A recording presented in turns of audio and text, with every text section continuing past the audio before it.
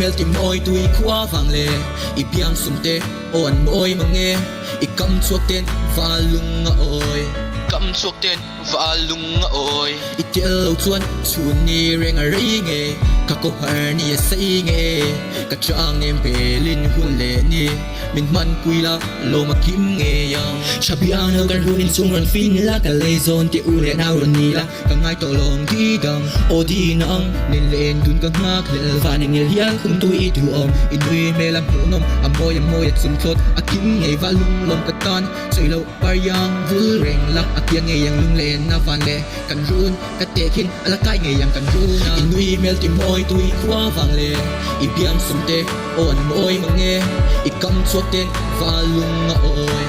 kam chuak ten valung a oi I tel lo chuan chun ni reng a rei nge ka ko har ni sei nge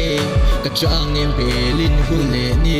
min man puila lo ma kim nge yang chaleng dang chang mi pel san lo la ka changa nang bai reng la mang ani ya min hem tu tan ka ding le ve ni tur ni tin zo ni e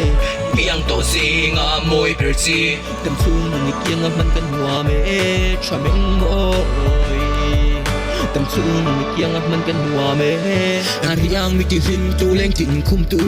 I pel bu sa kin ka fai ruai I zun na hin ka kiwati whatsapp lama ka tia ma chetar kun theng ka thalong che zolanu ka nau ta na motor tu ni nge yang che zolanu bola yang in ka so o ka kam na shit ka kam la viniri an ka chore nga tum si fo ka sa ki mui min la risi ko har na in min zui trin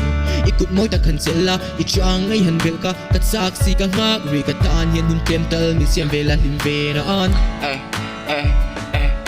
Chapiang nau kan runin sung ron fin la ka le zon te u le nau ron ni la ka ngai to long di dang o di nang nin len dun ka ngak le van ning yal kum tu I du om I tui me lam nom amoy at sum thot a kim ngai va lum lom ka tan sei lo par yang vul reng lak a yang nge yang lung len na van le kan run ka te khin ala kai nge yang kan runa ala kai nge yang kan runa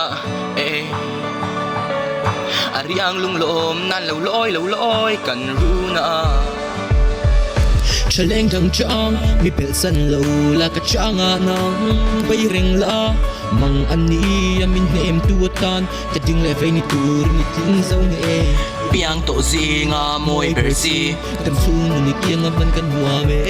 chameng oi tam chung ni kiang a man kan hua me in wi mel ti moi tui khwa vang le I piang sum te on moi mange I kam chuak ten valung a oi I kam chuak ten valung a oi I tel lo chuan chun ni reng a rei nge ka ko har ni sei nge ka chang em belin hun le ni min man puila lo ma kim nge yang